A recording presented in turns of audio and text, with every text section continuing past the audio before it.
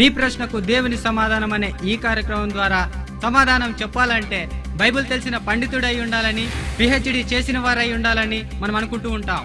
కానీ దేవుడు ఎప్పటిలాగే బాలుడైన సమూయేలును ప్రవక్తగా, గొర్రెలు కాసుకునే దావీదును రాజుగా, చేపలు పట్టే పేతురును అపోస్తులుగా, క్రైస్తవులను నాశనం చేయాలనుకున్న సౌలును అన్యజనులకు అపోస్తులుగా నియమించి అభిషేకించిన దేవుడు ఈ 21వ శతాబ్దంలో తన దాసుడిగా ఉండటానికి, దేవుడు యవ్వనంలో తన కాడిని మోయటానికి, దేవుని నిత్య సంకల్పాన్ని రుజువు చేయటానికి, అనేక మందిని దేవుని రాజ్యంలోనికి తీసుకొని రావడానికి తన ఆత్మవాక్యంతో అభిషేకించి తన సాధనంగా ఏర్పాటు చేసుకున్న దైవజనులు బ్రదర్ పి విజయవర్మరాజు గారు, ఎస్విఎస్ డైరెక్టర్, వారిని ఆహ్వానిస్తున్నాం దేవుని సమాధానం తెలియపరచడానికి. మీ ప్రశ్నకు దేవుని సమాధానం అనే ఈ కార్యక్రమంలో మరి అనేక మంది ప్రశ్నలు అడిగి ఉంటున్నారు. వారి ప్రశ్నలకు సమాధానాలు తెలుసుకుందామా? మత్తయి సువార్త 8:11 అనేకులు తూర్పు నుండి పడమర నుండి వచ్చి అబ్రహాముతో కూడాను, ఇస్సాకుతో కూడాను, యాకోబుతో కూడాను పరలోక రాజ్యమందు కూర్చుందురు అని ఉన్నది ఇక్కడ. అంటే అబ్రహాం, ఇస్సాకు, యాకోబులు వారు శరీరాలతో లేరు, పరలోక రాజ్యం అనేది ఇప్పుడు భూమి మీద ఉంది అని అంటున్నారు కదా. అనేకులు కూర్చుందరు అంటే కొన్ని చోట్ల కణాలు వస్తాయి, తర్వాత వచ్చి నేల రాలిపోయినటువంటి పిండాలు ఇందులో ఉంటాయని మేము విన్నాము. అంతేకాకుండా అబ్రహాం, ఇస్సాకులు వారు శరీరంతో లేరు కాబట్టి ఇది మాకు అంటే ఇది కన్ఫర్మ్గా మాకు క్లియర్ కావడం లేదు. దీని గురించి వివరణ ఇవ్వాలని మేము కోరుచున్నాం. కణాలు, పిండాలు అందులోనికి వెళ్ళిపోతాయని విన్నాం. అనేకులు తూర్పు నుండి పడమటి నుండి వచ్చి అబ్రాహాముతో కూడాను, ఇస్సాకుతో కూడాను, యాకోబుతో కూడాను పరలోక రాజ్యమందు కూర్చుంది. ఇప్పుడే నేను మీకు తెలియపరిచాను, పరలోక రాజ్యం ఎక్కడుందని తెలియపరిచాను. మన మధ్యలోనే ఉంది, ఇక్కడే ఉంది. ఈ రాజ్యం విస్తరించబడుతుంది. 250 కోట్ల మంది దగ్గర ఈ రాజ్యంలో ఉన్నారు. ప్రొటెస్టెంట్లు, రోమన్ క్యాథలిక్ వారిని కలుపుకుంటే ఓన్లీ ప్రొటెస్టెంట్ మాత్రమైతే 120 కోట్ల మంది అని తెలిపాను. అనేకులు తూర్పు నుండి పడమటి నుండి వచ్చి అబ్రాహాముతో కూడాను, ఇస్సాకుతో కూడాను, యాకోబుతో కూడాను పరలోక రాజ్యమందు కూర్చుంది. నిజంగా ఇప్పటికీ యేసుక్రీస్తు ప్రభువారు ఈ మాట చెప్పేటప్పటికీ కూడా అబ్రహాం గారు భూమి మీద సజీవంగా లేరు, ఇస్సాకు లేడు, యాకోబు కూడా లేడు. అయినప్పటికీ వారితో పాటు నలుదిశలు, తూర్పు నుండి, పడమర నుండి, ఉత్తరం నుండి, దక్షిణం నుండి అని ఇదే వచనాన్ని లూకా రాసిన సువార్త 13:28-29 అబ్రాహాము, ఇస్సాకు, యాకోబులు సకల ప్రవక్తలుతో పాటు తూర్పు నుండి, పడమటి నుండి, ఉత్తరం నుండి, దక్షిణం నుండి వచ్చి దేవుని రాజ్యమందు కూర్చుంది. ఇక్కడ కూర్చునే వాళ్ళు కణాలు కాదు కదా, కూర్చునే వాళ్ళు కణాలు కాదు, పిండాలు అంతకంటే కాదు. ఎందుకంటే మీకు ఒక విషయం చెప్తాను. దేవుని రాజ్యం మన మధ్యనే ఉన్నది. దేవుని రాజ్యంలోనికి ఎంటర్ అవ్వాలంటే కావలసిన క్వాలిఫికేషన్స్ ఏంటి? ఒకడు తన జీవితంలో మనిషి అయి ఉండాలి. 2 ఆ వ్యక్తి క్రొత్తగా జన్మించాలి. అది ఆత్మ మూలంగా, నీటి మూలంగా. అలా జన్మిస్తేనే కానీ దేవుని రాజ్యంలోనికి ఎంట్రన్స్ లేదు. ఒక మనిషికి ఇన్ని క్వాలిఫికేషన్స్ ఉండి ఎంట్రన్స్ దేవుడు పెట్టాడు. కానీ ఆ కణం అంటున్నామే, ఏ కణం అయితే చెప్తున్నారో మీరు, ఈ శుక్ర కణాలు కానీ, మీరు అనుకుంటున్న ఈ పడిపోయిన పిండాలు కానీ, ఇవన్నీ కూడా మనుషులు కాదు. ఎందుకంటే దేవుని రాజ్యంలోనికి ప్రవేశించాలంటే క్రొత్తగా జన్మించాలి. పిండం క్రొత్తగా జన్మిస్తుందా? కణం క్రొత్తగా జన్మిస్తుందా? జన్మించదు. అంటే మనిషి క్రొత్తగా జన్మించాలి. మనిషి అయి ఉండాలి. ఆ మనిషికే దేవుని రాజ్యంలోనికి వెళ్ళడానికి ఎంట్రన్స్ ఉంది, అవకాశం ఉంది. కణానికి గాని, పిండానికి గాని దేవుని రాజ్యంలోనికి ఎంట్రన్స్ లేదు. దేవుని రాజ్యం ఎక్కడుంది? ఇప్పుడు ఇక్కడ ఉంది. ఇక్కడ భూమి మీద ఉన్న ఈ యొక్క రాజ్యంలోనికి ఎంట్రన్స్ అవ్వాలంటే నువ్వు కూడా భూమి మీద ఉండి క్రొత్తగా జన్మిస్తేనే దేవుని రాజ్యంలోనికి ప్రవేశిస్తావు. అలా లేని పక్షాన దేవుని రాజ్యంలోనికి వెళ్ళడానికి అవకాశమే లేదు. ఎందుకంటే దేవుని రాజ్యం ఇక్కడే ఉంది కాబట్టి. ఇది తీసుకొని పోవడానికి యేసుక్రీస్తు ప్రభువు వారు వస్తున్నారు కాబట్టి. మనిషిగా ఉన్నవాడికి మాత్రమే దేవుని రాజ్యంలోని ఉండడానికి అర్హుడు, అవకాశం. మనిషి లేని వాడు దేవుని రాజ్యంలో ఎలా ఉంటాడు? ఇప్పుడు మనం అందరం దేవుని రాజ్యంలో ఉన్నాడు, పక్కన కనమొచ్చి ఉందనుకో, అది ఉన్నట్ట? కుదరదు. నీవు ఐడెంటిఫై అయి ఉండాలి, నీవు క్రొత్తగా జన్మించాలి. నీటి మూలంగా, ఆత్మ మూలంగా, ఈ రెండింటి మూలంగా జన్మిస్తే నువ్వు దేవుని రాజ్యంలోనికి వస్తావు. కణాలు, పిండాలు దేవుని రాజ్యంలోనికి వస్తే అందరూ వచ్చేస్తారు. దీనికి ఒక క్వాలిఫికేషన్ పెట్టాడు, దీనికి ఒక పద్ధతి పెట్టాడు. ఆ పద్ధతి ప్రకారంగానే దేవుని రాజ్యంలోనికి రావాలి. అంటే దేవుని సంకల్పంలో మనిషిగా పుట్టి పెరిగి పెద్దవాడే. ఎందుకంటే ప్రతి మనిషి పాపం చేస్తారు కనుక ఆ పాపాన్ని పరిహరించుకోవడానికి క్రీస్తు దగ్గరకు వచ్చి, క్రీస్తుని ఒప్పుకొని క్రీస్తు దగ్గరకు వచ్చి మారు మనసు పొంది తండ్రి యొక్క, కుమారుని యొక్క, పరిశుద్ధాత్మ యొక్క నామంలోనికి బాప్తిస్మం పొందితేనే కానీ దేవుని రాజ్యంలోనికి ఎంట్రన్స్ లేదు. ఇన్ని లేకుండా డైరెక్ట్ గా దేవుని రాజ్యంలోనికి కన్నమో పిండమో వస్తుందంటే అది బైబిల్ యొక్క రూట్ కానే కాదు. రాజ్యము దేవుని రాజ్యము, క్రీస్తు రాజ్యము నిత్య రాజ్యము, ఇవి ఒకటేనా లేకపోతే వేరు వేరునా?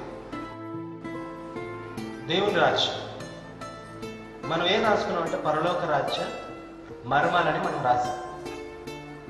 ఒకసారి మనందరూ మత్తయి రాసిన సువార్త 13వ అధ్యాయం 11వ వచనం చూడండి. పరలోక రాజ్య మర్మములు ఎరుగుట మీకు అనుగ్రహింపబడి ఉన్నది. అలాగే 4వ అధ్యాయం 17వ వచనం చూడండి.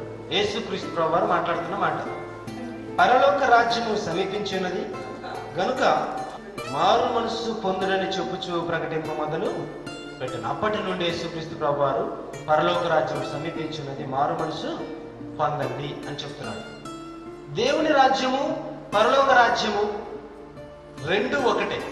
ఎలా ఒకటి అంటే, మత్తయి గారు పరలోక రాజ్యం అని సంబోధిస్తూ రాస్తున్నారు, మార్కు గారు దేవుని రాజ్యం అని సంబోధిస్తూ రాస్తున్నారు. మీరు ఇప్పుడు చూడండి, ఇదే సన్నివేశాన్ని మార్కు రాసిన సువార్తలో చూడండి, ఇదే మాట ఆయన ఏం రాస్తున్నారు. 4వ అధ్యాయం 11వ వచనం ఇదే మాట.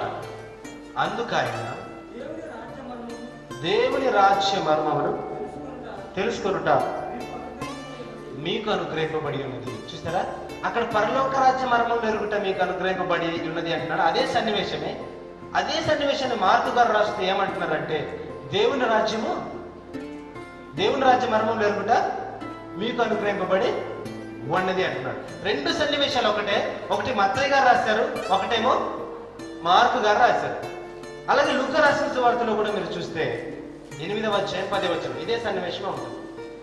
ఆయన దేవుని రాజ్య మర్మములు ఎరుగుట మీకు అనుగ్రహింపబడి ఉన్నది, దేవుని రాజ్య మర్మములు ఎరుగుట మీకు అనుగ్రహింపబడి. ఇక్కడ కూడా లూకా గారు ఏం రాస్తున్నారంటే, దేవుని రాజ్య మర్మములు ఎరుగుట మీకు అని ఇదే సన్నివేశం అండి. 3 సువార్తల్లో మనం చూసినప్పుడు ఒకే సన్నివేశాన్ని ఒకరేమో పరలోక రాజ్యము మర్మములు అన్నాడు, ఇంకా ఇద్దరేమో దేవుని రాజ్య మర్మములు అని అంటున్నారు. రెండు ఒకటే. కాకపోతే ఫస్ట్ లో మీకు చెప్పాను, తండ్రి ఎక్కడున్నాడో తెలుసుకున్నారు మీరు. ఎక్కడున్నాడు? పరలోకంలో ఉన్నాడు. రాజ్యం ఎక్కడి నుండి వచ్చిందండి? పరలోకం నుండి వచ్చింది. శిష్యులకు నేర్పించిన ప్రార్థన ఏంటంటే, పరలోకమందున్న మా తండ్రి, నీ నామం పరిశుద్ధపరచబడును గాక, నీ రాజ్యం వచ్చును గాక. ఎక్కడి నుంచి రావాలి రాజ్యం? పరలోకం నుండి రావాలి. పరలోకం నుండి ఈ రాజ్యం ఇక్కడికి వచ్చింది కనుక దీన్ని ఏమన్నాడు? పరలోక రాజ్యం. పరలోకంలో ఎవరున్నారు? దేవుడు ఉన్నాడు, తండ్రి ఉన్నాడు. ఆయనే తండ్రి, దేవుడు. ఆయన దగ్గర నుంచి రాజ్యం వచ్చింది కనుక దీన్ని ఏమన్నాడు? దేవుని రాజ్యం. పరలోకం నుండి వచ్చింది కనుక పరలోక రాజ్యం. పరలోకంలో దేవుడు ఉన్నాడు కనుక దేవుని దగ్గర నుండి రాజ్యం వచ్చింది కనుక, ఎందుకంటే తండ్రి నీ రాజ్యము వచ్చునుగా కన్నాం కాబట్టి ఆయన దగ్గర నుండి వచ్చింది కాబట్టి దేవుని రాజ్యం. ఈ రాజ్యాలకి క్రీస్తు రాజ్యం. ఈ రెండు ఇప్పుడు అర్థమే కదా, పరలోక రాజ్యమైనా దేవుని రాజ్యమైనా ఒకటే. మరి క్రీస్తు రాజ్యం, ఈ క్రీస్తు రాజ్యం ఎలా ఉంది?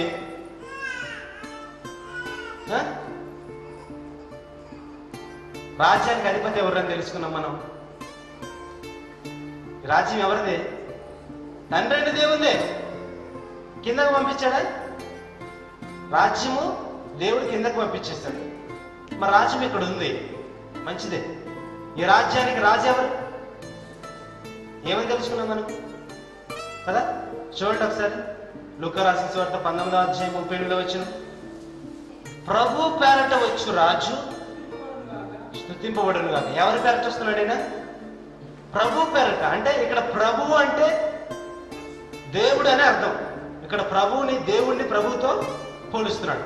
దేవుడి పేరట వచ్చుచున్న రాజు స్తుతింపబడును గాక. అంటే దేవుడి పేరట ఎవరు వచ్చారు?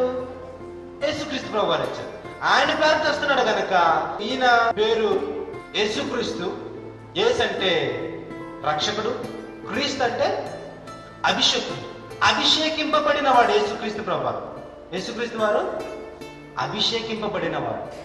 ఈ అభిషేకింపబడిన వ్యక్తి యేసుక్రీస్తు ప్రభు వారు. కాబట్టి ఆయన వస్తున్నాడు, ఆయనే రాజు అని వాక్యము సెలవిచ్చింది. ఏ రాజ్యానికి రాజు ఉంటాడో ఆ రాజుదే ఆ యొక్క రాజ్యం. అందుకే క్రీస్తు రాజ్యం. ఇప్పుడు క్రీస్తు రాజ్యం, తర్వాత దీన్ని తండ్రి అయిన దేవునికి అప్పగిస్తాడు. ముందు ఈ రాజ్యం ఎవరి రాజ్యం ఉంది? దేవుని రాజ్యం. ఇక్కడికి వచ్చిన తర్వాత ఇది క్రీస్తు రాజ్యం. ఎందుకు? క్రీస్తు రాజ్యానికి రాజు. ఈ రాజ్యాన్ని యేసుక్రీస్తు ప్రభు వారు ప్రజెంట్ పరిపాలిస్తూ ఉన్నాడు. కాబట్టి ఈ రాజ్యానికి క్రీస్తే రాజు, ఆయనదే రాజ్యం. అందుకే దీన్ని క్రీస్తు రాజ్యం అని అన్నారు. ఎందుకంటే ఇది నిశ్చలమైనది, శాశ్వతమైనది, ఎప్పటికీ ఉండేది. ఈ రాజ్యం ఇప్పుడు ఉంటుందా, ఇంకొంచెం ఉండదా అని కాదు. యేసుక్రీస్తు స్థాపించిన ఈ రాజ్యం 2000 సంవత్సరాలైంది. ఇది ఎప్పటికీ ఉంటుందండి. మనం దానియేలు గ్రంథంలో చూసుకున్నాం. 2వ అధ్యాయం 44వ వచనం దానియేలు గ్రంథం. పరలోకమందున్న దేవుడు ఒక రాజ్యమును స్థాపించును, దానికి ఎన్నటికి నాశనము కలగదు. నాశనము కలగదంటే ఎన్నటికీ, ఎప్పటికైనా. ఎందుకంటే చెప్పనా, ఇప్పుడు రాజ్యంలో మనం ఉన్నాం, మనం అందరం ఉన్నాం. ఇప్పుడు ఒకవేళ సేఫ్, ఇక్కడ మరణించిందాం అనుకుందాం. కొంతమంది ప్రజెంట్ గా ఉన్నారు. యేసుక్రీస్తు ప్రభు వారు వస్తే ఈ రాజ్యము తీసుకుని పోయి తండ్రి అయిన దేవునికి అప్పగిస్తాడు. ఉంటే ఇక్కడైనా ఉండాలి, ఉంటే అక్కడైనా ఉండాలి. ప్రజెంట్ అయితే ఇప్పుడు ఇక్కడ ఉంది, యేసు వచ్చిన తర్వాత అక్కడ ఉంది. అంటే ఈ రాజ్యానికి నాశనము లేదు, ఈ రాజ్యానికి అంతము లేదు. ఆ రాజ్యానికి అంతం ఉంది అంటే నీవు నేను రాజ్యంలో ఉండే ప్రయోజనము లేదు. ఎందుకంటే దేవుని వాక్యాన్ని ఎవరైతే విశ్వసిస్తారో వారు దేవుని రాజ్యంలోనికి వస్తారు. వారికి ఎన్నటికి చావు లేదు. చూడండి ఒకసారి యోహాను రాసిన మొదటి పత్రిక 2వ అధ్యాయం 17వ వచనం.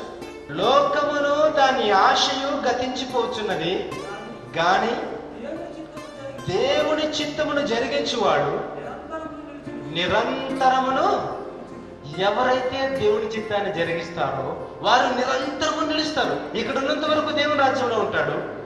ఈ రాజ్యాన్ని తండ్రి దగ్గరకు తీసుకెళ్తే అక్కడ నువ్వు నిరంతరము ఉంటావు. నీకు చావు అనేదే లేదు. ఎప్పుడు నీకు చావు లేదు తెలుసా? దేవుని చిత్తమును జరిగించినప్పుడే, దేవుని వాక్యానుసారంగా నువ్వు బ్రతికినప్పుడే నీకు చావే లేదు. భౌతికంగా నువ్వు చచ్చిపోవచ్చేమో, కానీ నీ ఆత్మకు మాత్రం చావు లేదు. నువ్వు ఎప్పటికీ దేవుని రాజ్యంలోనే ఉంటావు. ఈ రాజ్యం ఇక్కడ ఉంటుంది, రేపు వేసేస్తే అక్కడ ఉంటుంది, అక్కడ తండ్రి దగ్గరనే ఉంటావు. అందుకే కీర్తనకారుడు అంటున్నాడు 90వ కీర్తన మొదటి, ప్రభువా తరతరముల నుండి మాకు నివాస స్థలము నీవే. మాకు తరతరముల నుండి మాకు నివాస స్థలము నీవే, తరతరాలకు మాకు నివాస స్థలము నీవే. ఇప్పుడు ఇక్కడున్నా మాకు నివాస స్థలము నీవే, అక్కడికి వచ్చిన నివాస స్థలము నీవే. ఇది శాశ్వత కాలమైనది కాదు, అశాశ్వతమైనది. ఇది తరతరములకు మనకు నివాస స్థలము అదే. కాబట్టి అక్కడికి వెళ్తాం. ఈ భూమి నాశనం అవ్వచ్చు, సూర్యచంద్ర నక్షత్రాలు టోటల్ ఈ విశ్వమే కొలాప్స్ అయిపోవచ్చు, కానీ దేవుని యొక్క లోకము కొలాప్స్ అవ్వదు. అక్కడ మనము అందరం కూడా ఉంటాం. అందుకే యేసుక్రీస్తు ప్రభువు వస్తున్నాడు. దినంతటిని నాశనం, ఈ రాజ్యాన్ని తీసుకుని పోయి తండ్రికి అప్పగిస్తున్నాడు. ఇక్కడున్న సమస్తాన్ని నాశనము చేస్తున్నాడు. మనం అందరము తండ్రి దగ్గర నిత్యము సంతోషంగా ఆనందంగా ఉంటాం. కాబట్టి ఇది నిత్య రాజ్యం, నిత్యము ఉండేది. ఎందుకంటే దీనికి ఎన్నటికీ అంతము లేదు. ఎన్నిటికీ అంతం లేదు పిల్లలు. కాబట్టి నిత్యమైన రాజ్యం, నిశ్చలమైన రాజ్యం. నిశ్చలమైనది అంటే కదల్చబడినది, శాశ్వతమైనది, స్టాండర్డ్గా ఉండేది ఈ రాజ్యం. ఇందులోనికి నీవు, నేను, అందరము, ప్రతి ఒక్కరిని ఇందులోనికి తీసుకొని రావాలి. తీసుకుని వచ్చే వాళ్ళగానే మనం ఉండాలని ప్రభుత్వాన్ని మీ అందరికీ మనం చేస్తూ, ఇంకా ఎవరైనా దేవుని రాజ్యంలో లేకపోతే రండి, ఈ క్షణమే రండి. సమయాన్ని వృధా చేసుకుంటే ఏ క్షణాన మనం వెళ్ళిపోతామో మనకు తెలియదు. అనుకున్న సందర్భంలోనే, అనుకున్న సమయంలోనే మనం నిర్ణయం తీసుకోవాలి. దేవుని రాజ్యంలోనికి ప్రవేశించాలి. మారమనసు పొందని వాళ్ళు పొందండి, పాపక్షమాపణ పొందని వాళ్ళు పొందండి. ప్రతి ఒక్కరు కూడా క్రీస్తు యేసులోనికి రండి, దేవుని రాజ్యంలోనికి ప్రవేశించండి. రామకృష్ణ